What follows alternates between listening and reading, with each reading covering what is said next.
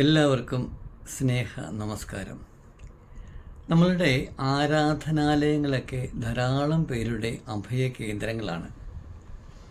വലിപ്പച്ചെറുപ്പമില്ലാതെ, പണക്കാരനെന്നോ പാവപ്പെട്ടവനെന്നോ ഭേദഭാവമില്ലാതെ അത്താണി നഷ്ടപ്പെട്ട ധാരാളം പേരെത്തിച്ചേരുന്ന ചില സങ്കേതങ്ങളാണ് നമ്മുടെ ക്ഷേത്രങ്ങൾ അല്ലെങ്കിൽ പള്ളികൾ.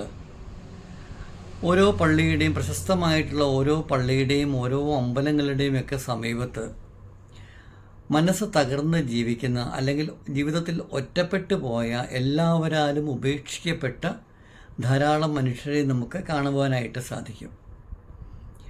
അവിടുത്തെ ആ തിരക്കിൽ വരുന്ന ഭക്തജനങ്ങളുടെ അല്ലെങ്കിൽ ആരാധക വൃന്ദത്തിൻ്റെ ഇടയ്ക്ക് നമ്മൾക്ക് ഇത്തരത്തിലുള്ള ആളുകളെ കണ്ടുപിടിക്കാൻ ബുദ്ധിമുട്ടാണ് എന്ന് തോന്നുമെങ്കിലും മനസ്സ് തുറന്ന് നമ്മളൊന്ന് കണ്ണു ഒഴിച്ചു കഴിഞ്ഞാൽ നമുക്ക് അവഗണിക്കപ്പെട്ട, ഒറ്റപ്പെട്ട, അല്ലെങ്കിൽ വീട്ടിൽ നിന്ന് പുറത്താക്കപ്പെട്ട, അല്ലെങ്കിൽ വീട്ടിൽ നിന്ന് സ്വയം ഒഴിഞ്ഞു വന്ന ധാരാളം ആളുകളെ നമുക്ക് ഇത്തരത്തിലുള്ള സ്ഥലങ്ങളിൽ കാണുവാനായിട്ട് സാധിക്കും. അതിനകത്ത് ഞാൻ പറഞ്ഞു, പണക്കാരും പാവപ്പെട്ടവരുമുണ്ട്, വിദ്യാസമ്പന്നരും വിദ്യാഭ്യാസം തീരെ ഇല്ലാത്തവരുമുണ്ട്, നല്ല കുടുംബ പശ്ചാത്തലമുള്ളവരും തീരെ കുടുംബ പശ്ചാത്തലമില്ലാത്ത ആളുകളുമുണ്ട്. അവിടെയൊക്കെ എല്ലാവരും സമന്മാരാണ്. എല്ലാവർക്കും സ്ഥായിയായിട്ട് ഒരേ ഒരു ഭാവമേ ഉള്ളൂ, അതാണ് അനാഥത്വം. അതും വാർദ്ധക്യത്തിലെ അനാഥത്വവും അതുപോലെ തന്നെ അവഗണനയും. ട്രാവൽ വിത്ത് സുനുവിൻ്റെ മറ്റൊരു എപ്പിസോഡിലേക്ക് എല്ലാവരെയും സ്വാഗതം ചെയ്യുന്നതോടൊപ്പം ഈ വൃദ്ധരായ ആളുകൾ സഹിക്കുന്ന, അല്ലെങ്കിൽ ഈ വൃദ്ധരായ ആളുകൾ അനുഭവിക്കുന്ന ഈ ഏകാന്തതയ്ക്ക് ഒരു അറുതി വേണ്ട എന്നൊരു ചോദ്യചിഹ്നം നിങ്ങളുടെ ഉള്ളിലേക്ക് എറിഞ്ഞുകൊണ്ട് നമുക്ക് തുടങ്ങാം. ഞാനിന്ന് രാജശേഖരനെ കുറിച്ചാണ് പറയുന്നത്. രാജശേഖരൻ കൊല്ലം സ്വദേശിയാണ്. അദ്ദേഹം ഡ്രൈവറായിരുന്നു. അദ്ദേഹത്തിന് 3 മക്കളാണുള്ളത്. 2 ആൺമക്കളും 1 പെൺകുട്ടിയും. ആദ്യത്തെ മൂത്ത മകനാണ്. അദ്ദേഹം ഡൽഹിയിൽ ഒരു പൊതുമേഖലാ സ്ഥാപനത്തിൽ ജോലി ചെയ്യുന്നു. രണ്ടാമത്തെ മകള് അധ്യാപികയാണ്, കൊല്ലത്ത് തന്നെ ജോലി ചെയ്യുന്നു. 3-മത്തെ മകൻ ബാങ്ക് എംപ്ലോയിയാണ്, അദ്ദേഹവും കൊല്ലത്ത് തന്നെയാണ് ജോലി ചെയ്യുന്നത്. രാജശേഖരന് ഭാര്യയുണ്ട്. അദ്ദേഹത്തിൻ്റെ കുടുംബം എന്ന് പറഞ്ഞാൽ ഡ്രൈവറാണെങ്കിലും യാതൊരുവിധ ദുശീലങ്ങളുമില്ലാത്ത, വളരെ കുടുംബത്തെ തൻ്റെ എല്ലാ കാര്യങ്ങളിലും തൻ്റെ ജീവിതത്തോട് ചേർത്ത് പിടിച്ച ഒരാളായിരുന്നു രാജശേഖരൻ എന്ന വ്യക്തി. അദ്ദേഹത്തിന് ഇപ്പോൾ 70 വയസ്സ് കഴിഞ്ഞു. ഞാൻ പറഞ്ഞു, എല്ലാം അദ്ദേഹത്തിൻ്റെ കുടുംബമായിരുന്നു. ഡ്രൈവറായിട്ടാണ് ജോലിയിൽ കയറിയത്.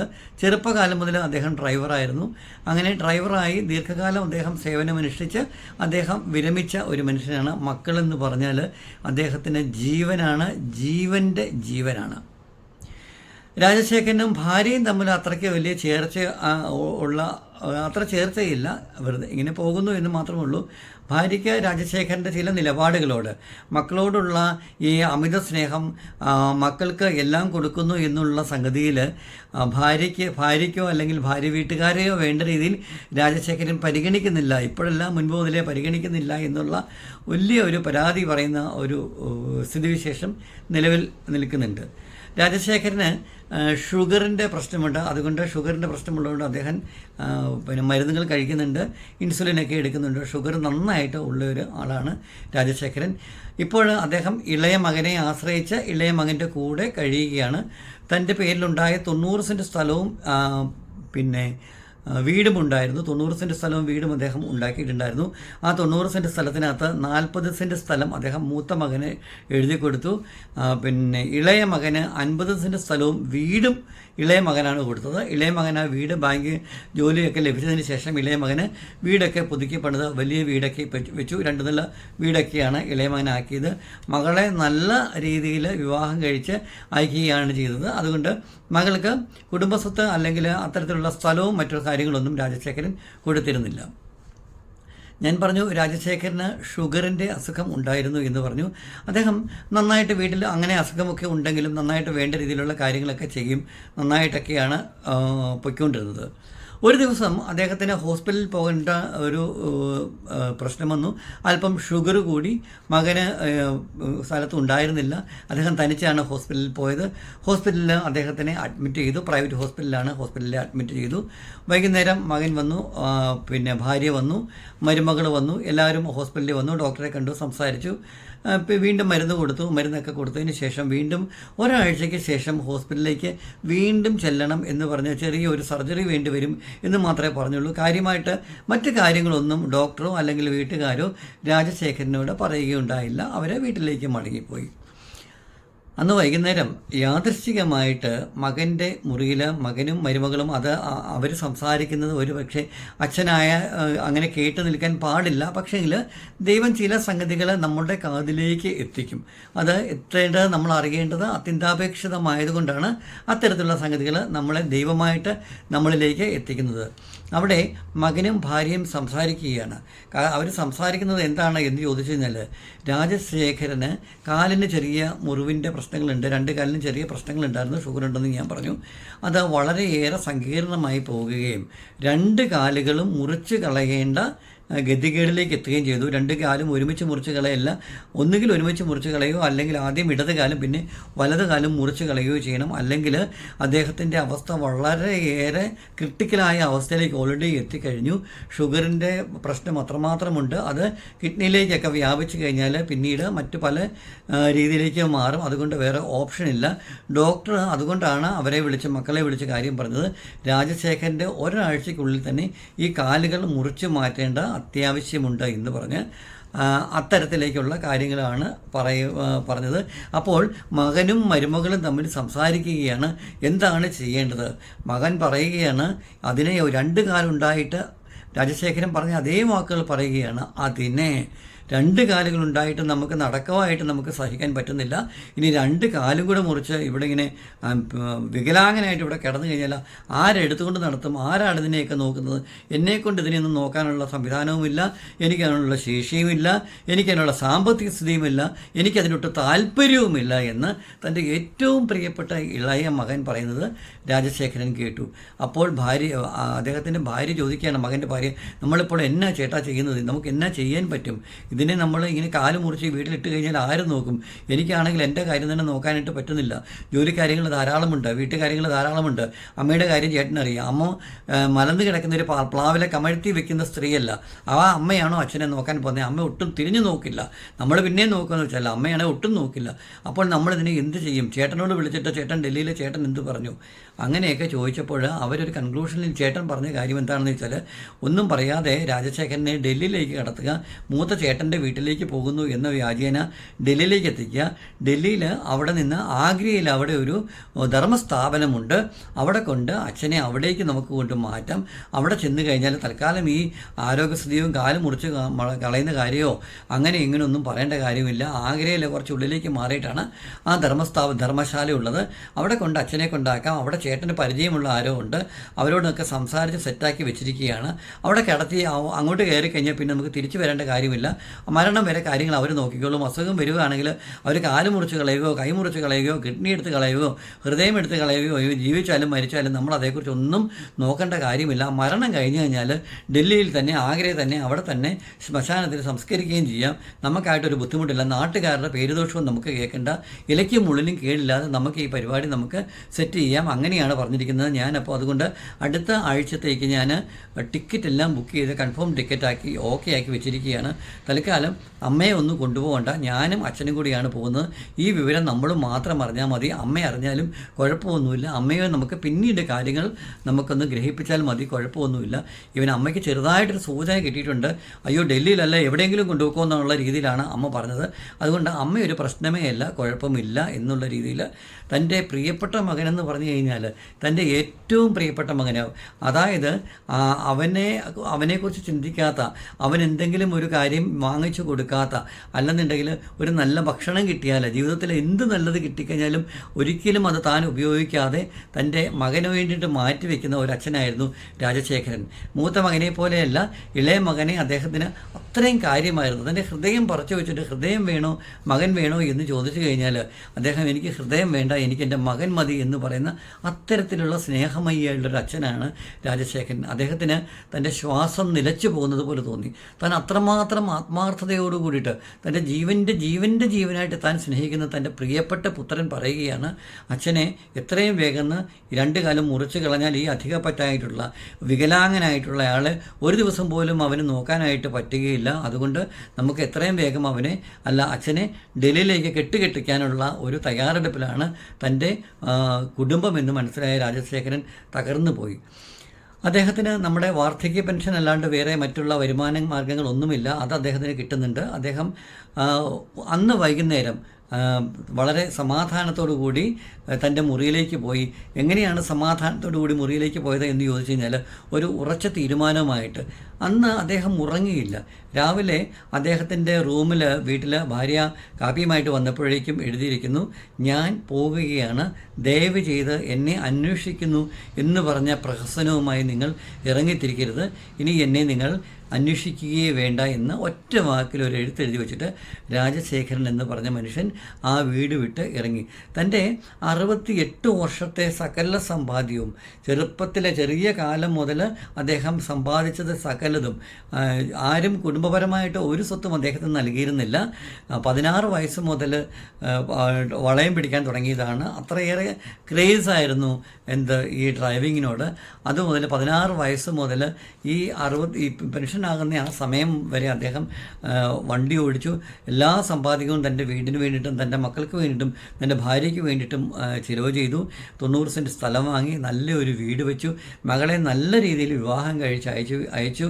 മകന് ജോലിയായി, വിവാഹം കഴിച്ച് കുഞ്ഞുങ്ങളായി. ഇളയ മകന് നല്ല ജോലിയായി, കുഞ്ഞുങ്ങളായി. എല്ലാവരും സെറ്റിലായിട്ട് ജീവിക്കുമ്പോൾ അവിടെ പുറമ്പോക്കായി മാറിയത്, അല്ലെങ്കിൽ വെറുക്കപ്പെട്ടവനായി മാറിയത്, പുറത്ത് കളയാൻ പറ്റിയ ഒരാളായി മാറിയത് അവരുടെ അച്ഛൻ മാത്രമായിരുന്നു. അച്ഛന് ഷുഗറുള്ള പ്രശ്നത്തിന് അവർക്ക് ഒരിക്കലും പ്രശ്നം ഉണ്ടായിരുന്നില്ല, മരുന്നൊക്കെ വാങ്ങിച്ചു കൊടുക്കുന്നുണ്ടായിരുന്നു. കാല് മുറിച്ച് കളഞ്ഞാൽ 2 കാലുമില്ലാത്ത ഒരു അച്ഛനെ നോക്കാനായിട്ട്, അത്തരത്തിലുള്ള അച്ഛൻ്റെ കാര്യങ്ങൾ നോക്കാനായിട്ട് അവർക്ക് തീർത്തും സാധിക്കുമായിരുന്നില്ല. അവർക്ക് വേണമെങ്കിൽ ഓപ്ഷൻസ് ഉണ്ട്, ഒരു ഹോം നേഴ്സിനെ വെക്കുകയോ മറ്റുള്ള കാര്യങ്ങളൊക്കെ എന്തെങ്കിലുമൊക്കെ അവർക്ക് ചെയ്യാമായിരുന്നു. അവരത് ചിന്തിച്ച് കാണും, അവർക്ക് അതിൻ്റെ ആവശ്യമില്ല എന്ന് അവർ തോന്നിയിട്ടുണ്ട്. അവർ നേരെ സിമ്പിളായിട്ട് ഒരു ഡിസൈഡ് ചെയ്തു, അച്ഛനെ ഡൽഹിയിലേക്ക് കടത്തുക, അവിടെ നിന്ന് ആഗ്രയിലുള്ള ധർമ്മശാലയിലേക്ക് എത്തിക്കുക. അവിടെ എത്തിച്ചു കഴിഞ്ഞാൽ ഏകദേശം 70 വയസ്സൊക്കെ ആയില്ല, പിന്നെ അവിടെ കിടന്ന് വേഗം അങ്ങ് മരിച്ചു പൊക്കോളും എന്നുള്ള രീതിയിലേക്കാണ്. അല്ലാതെ 2 കാലും മുറിച്ച് കളയാതെ അയാൾക്ക് ജീവിക്കാൻ നിർവാഹമില്ല, അദ്ദേഹത്തിൻ്റെ അവസ്ഥ വളരെ കണ്ടീഷൻ മോശമായി പോകും എന്നുള്ള രീതിയിലാണ് ഡോക്ടർ വിധി എഴുതിയത്. ഡോക്ടർ വളരെ പ്രശസ്തനായിട്ടുള്ള ഡോക്ടറാണ് താനും. അങ്ങനെ വീട്ടിലേക്ക് ഒരു എഴുത്തെഴുതി വെച്ച് രാജശേഖരൻ ഒന്നും എടുക്കാതെ ഇട്ടിരിക്കുന്ന ഒരു ഷർട്ടും മുണ്ടും ഒരു തോർത്തും മാത്രമായിട്ട് തൻ്റെ ഈവൻ ആധാർ കാർഡോ അല്ലെങ്കിൽ വോട്ടേഴ്സ് ID കാർഡോ അതുപോലും എടുക്കാതെ തനിക്ക് പെൻഷൻ വരുന്ന കാർഡ് മാത്രം കയ്യിൽ കരുതി രാജശേഖരൻ ഒറ്റ വാക്കിൽ, ഞാൻ ഇവിടെ നിന്ന് പോവുകയാണ്, എന്നെ ഇനി അന്വേഷിക്കുന്നു എന്ന പ്രഹസനം നിങ്ങൾ ചെയ്യരുത് എന്ന് പറഞ്ഞ് അദ്ദേഹം ഇറങ്ങി പുറപ്പെട്ട് പോവുകയാണ് ചെയ്തത്. അദ്ദേഹം പോയത് നേരെ, ഞാൻ അതുകൊണ്ടാണ് ആദ്യം ആമുഖമായിട്ട് പറഞ്ഞത്, നമ്മൾ ക്ഷേത്രങ്ങളിലേക്ക്, ക്ഷേത്ര സങ്കേതങ്ങളിലേക്ക്, ക്ഷേത്ര സന്നിധികളിലേക്ക് നമ്മൾ പോകുന്നത് നമുക്ക് ആശ്വാസത്തോടു കൂടിയിട്ട് പ്രാർത്ഥിക്കാനായിട്ട്. എല്ലാവരും നമ്മളെ ഒഴിവാക്കുമ്പോൾ, എല്ലാവരാലും നമ്മൾ ഒറ്റപ്പെട്ടു പോകുമ്പോൾ, നമുക്ക് ജീവിതത്തിൽ മറ്റൊരു മാർഗ്ഗങ്ങളും ഇല്ലാതെയാകുന്നു എന്ന് മനസ്സിലാകുമ്പോൾ, വീട്ടുകാർ നമ്മളെ ശല്യമായിട്ട് കരുതി നമ്മളെ അനാഥാലയത്തിലേക്കോ അല്ലെങ്കിൽ വൃദ്ധസദനങ്ങളിലേക്കോ അല്ലെങ്കിൽ ഏതെങ്കിലും കടൽക്കരയിലേക്കൊക്കെ കൊണ്ട് തള്ളുന്നതിന് മുൻപ് അങ്ങനെ ഇറങ്ങി പുറപ്പെട്ടു വരുന്ന ആളുകൾ ധാരാളമായിട്ടുണ്ട് പല ക്ഷേത്രങ്ങളിലും. അതിൽ ഒത്തിരി പേരുള്ള ഒരു ക്ഷേത്രമാണ് നമ്മുടെ ഭൂലോക വൈകുണ്ഠമായ ഗുരുവായൂർ ക്ഷേത്രത്തിൽ. ജാതി മത വർഗ വർണ്ണ ഭേദമന്യേ മുസ്ലിങ്ങളും ക്രിസ്ത്യാനികളും ഹിന്ദുക്കളും എല്ലാ ആളുകളുമുണ്ട്. ആർക്കും അവിടെ ആരും ആരോടും ജാതി ചോദിക്കുകയോ ജാതി പറയുകയോ ഏത് ജാതിയാണ് ഇതൊന്നും ചോദിക്കുകയില്ല. ഭക്ഷണം അവിടെ കിട്ടുന്നുണ്ട്. അവിടെ സമൂഹ സദ്യയും മറ്റുമൊക്കെ ഉണ്ട്. കഴിക്കുന്നവർക്ക് അത് കഴിക്കാം. അത് കഴിഞ്ഞതിന് ശേഷം അവിടെ എവിടെയെങ്കിലും ദൈവനാമം ഉച്ചരിച്ചിട്ട് അവിടെ എവിടെയെങ്കിലുമൊക്കെ ആ തിരക്കിലും തിക്കിലും അവിടെ കഴിയുകയാണ് ചെയ്യുന്നത്. അദ്ദേഹത്തെ ഞാൻ അമ്പലത്തിൽ വെച്ചിട്ടാണ് പരിചയപ്പെട്ടത്. അമ്പലത്തിലെ ഒരു സായാഹ്നത്തിൽ ഞാൻ വൈകുന്നേരം എൻ്റെ തൊട്ടടുത്തിരുന്ന് അദ്ദേഹം പ്രാർത്ഥിക്കുകയും വളരെ വ്യസനത്തോടു കൂടിയിട്ട് ഞാൻ അദ്ദേഹത്തോട് ചോദിച്ചപ്പോൾ ഒരു സങ്കടവും അദ്ദേഹത്തിനില്ല. അദ്ദേഹത്തിന് മക്കൾ അദ്ദേഹത്തിനെ ഉപേക്ഷിച്ചത് കൊണ്ടോ അല്ലെങ്കിൽ അദ്ദേഹത്തിൻ്റെ കാല് മുറിച്ച് കളയേണ്ടി വരുന്ന സംഗതി കൊണ്ടോ അതൊന്നും ആയിരുന്നില്ല അദ്ദേഹത്തിൻ്റെ പ്രശ്നം. അദ്ദേഹം താൻ ഇത്രമാത്രം ആത്മാർത്ഥമായി സ്നേഹിച്ചത്, തൻ്റെ ജീവിതം മുഴുവനും താൻ മാറ്റിവെച്ചത് ഇങ്ങനെ കരുതുന്ന ഇങ്ങനെയുള്ള മനോഭാവമുള്ള മകന് വേണ്ടിയിട്ടായിരുന്നല്ലോ, അല്ലെ മക്കൾക്ക് വേണ്ടിയിട്ടായിരുന്നല്ലോ എന്ന ഒരു ദുഃഖം മാത്രമായിരുന്നു അദ്ദേഹത്തിനുള്ളത്. പക്ഷേ അദ്ദേഹത്തിന് അവരോട് ആരോടും പരിഭവമോ പരാതിയോ ഇല്ല. ഡോക്ടർ കാല് മുറിച്ച് കളയണം എന്ന് പറഞ്ഞിട്ട് ഇന്ന് അദ്ദേഹം പറഞ്ഞു, ഇപ്പോൾ 2 വർഷം കഴിഞ്ഞു എൻ്റെ കാലിന്. ഞാൻ ഈ സ്ഥലത്ത് വന്നതിന് ശേഷം ഞാൻ ഇവിടെ സ്വസ്ഥമായിട്ട് കഴിയുകയാണ്, ഇവിടെ പ്രാർത്ഥനാ നിരതനായിട്ട് കഴിയുകയാണ്, ഇവിടുത്തെ കിട്ടുന്ന ഭക്ഷണം കഴിച്ച് ഇവിടുത്തെ ഈ അമ്പലത്തിൻ്റെ മൂലയിൽ ഞാൻ ഇങ്ങനെ കഴിയുകയാണ്. അതുകൂടാതെ എല്ലാ 3 മാസം കൂടുമ്പോഴും ഞാൻ ഇവിടെ നിന്ന് ഞാൻ ശബരിമലയ്ക്കും പോകാറുണ്ട്. എൻ്റെ ഈ മുറിച്ച് കളയണമെന്ന കാല് വെച്ചിട്ടാണ് ഞാൻ ശബരിമല കയറി ഞാൻ പോകുന്നത്. ഞാൻ ആ മല കയറാൻ, മല ചവിട്ടാനുള്ള ആത്മധൈര്യവും അതിനുള്ള ആരോഗ്യവും കരുത്തും എനിക്ക് ഈശ്വരൻ തന്നിട്ടുണ്ട്. ഞാൻ ഷുഗറുള്ള അത്യധികം അത്രമാത്രം ഷുഗറിൻ്റെ സംഗതി വ്യാപിച്ചിട്ടാണ് ഞാൻ വന്നത്. എൻ്റെ കാല് മുറിച്ച് കളയണം, ഒരാളുടെ കാല് മുറിവുണ്ട്, ആ കാല് പഴുത്ത് അത് ഉള്ളിലേക്ക് കയറുന്നു, മുറിച്ച് കളയണം എന്ന് പറഞ്ഞ അവസ്ഥ നിങ്ങൾക്ക് മനസ്സിലാക്കാൻ സാധിക്കും.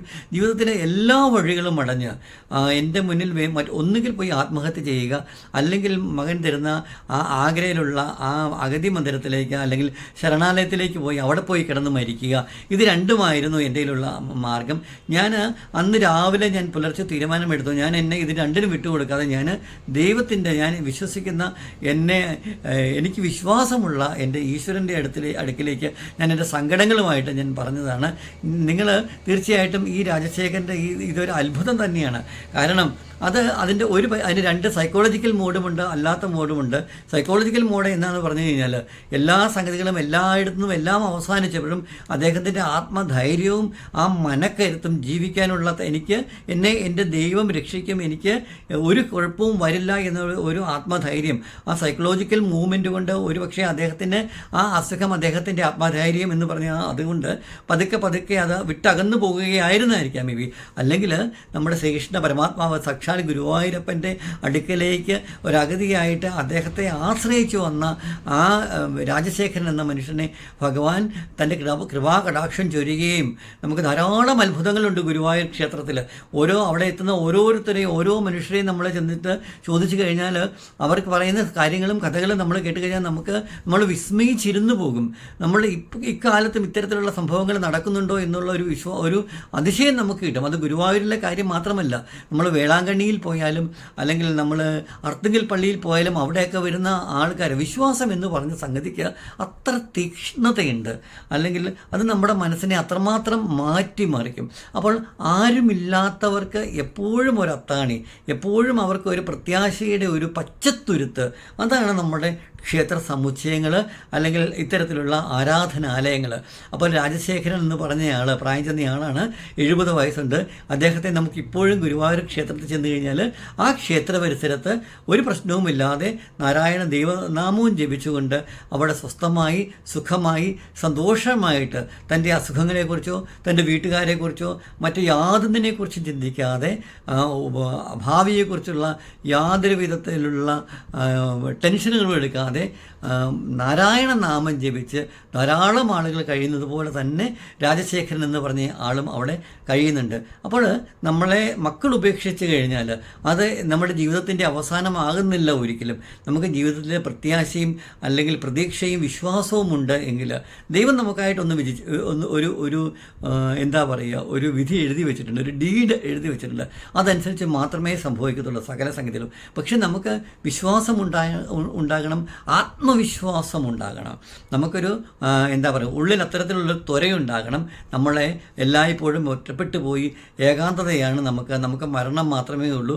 സങ്കടപ്പെട്ട് കരഞ്ഞുകൊണ്ടിരിക്കാതെ ഇത്തരത്തിൽ ജീവിതത്തിലേക്ക് തിരിച്ചു വന്ന, ജീവിതത്തിലെ തൻ്റെ 2 കാലുകളും നഷ്ടപ്പെട്ടു പോകുമെന്ന് കരുതിയ രാജശേഖരൻ എന്ന മനുഷ്യന് ഇപ്പോൾ യാതൊരു പ്രശ്നങ്ങളുമില്ലാതെ ആരോഗ്യവാനായിട്ട്, അദ്ദേഹത്തിൻ്റെ കാലിൽ പഴുപ്പൊക്കെ എവിടേക്ക് പോയി, അദ്ദേഹം ഒരു മരുന്നും മറ്റുള്ള മരുന്നുകളൊന്നും കഴിച്ചില്ല. അതൊരു ഹീലിംഗ് പവർ പവറാണ്. വിശ്വാസത്തിൻ്റെ ഹീലിംഗ് പവർ, ആത്മധൈര്യത്തിൻ്റെ ഹീലിംഗ് പവർ, ജീവിതത്തിൽ ഒറ്റപ്പെട്ടു പോകുമ്പോൾ, തകർന്നു പോകുമ്പോൾ, അല്ലെങ്കിൽ ഏകാന്തതയിലേക്കായി പോകുമ്പോൾ ദൈവം നമ്മളെ കൈപിടിച്ചുയർത്തുന്ന ഒരു ഹീലിംഗ് പവർ. ട്രാവൽ വിത്ത് സുനുവിൻ്റെ ഈ സത്യസന്ധമായ ഈ കഥ നിങ്ങളുടെ മുന്നിലേക്ക് ഞാൻ പറയുമ്പോൾ പല ആളുകൾക്കും അതൊരു പ്രത്യാശയുടെ കിരണമാകട്ടെ. പല അച്ഛന്മാർക്കും പല അമ്മമാർക്കും ജീവിതത്തിൽ ഒരിക്കലും നമ്മളുടെ മക്കൾ നമ്മളെ ഉപേക്ഷിച്ചു എന്ന് കരുതി അത് ജീവിതത്തിൻ്റെ എൻഡിങ് ഒരിക്കലും ആകുന്നില്ല. ചിലപ്പോൾ അതൊരു തുടക്കം മാത്രമായിരിക്കാം. എല്ലാവർക്കും നല്ല പ്രത്യാശയുടെ ഒരു ദിവസം ആശംസിച്ചുകൊണ്ട് സത്യത്തിൻ്റെതായ മറ്റൊരു സംഭവവുമായി നമുക്ക് നാളെ കണ്ടുമുട്ടും വരെ എല്ലാവർക്കും സ്നേഹ നമസ്കാരം.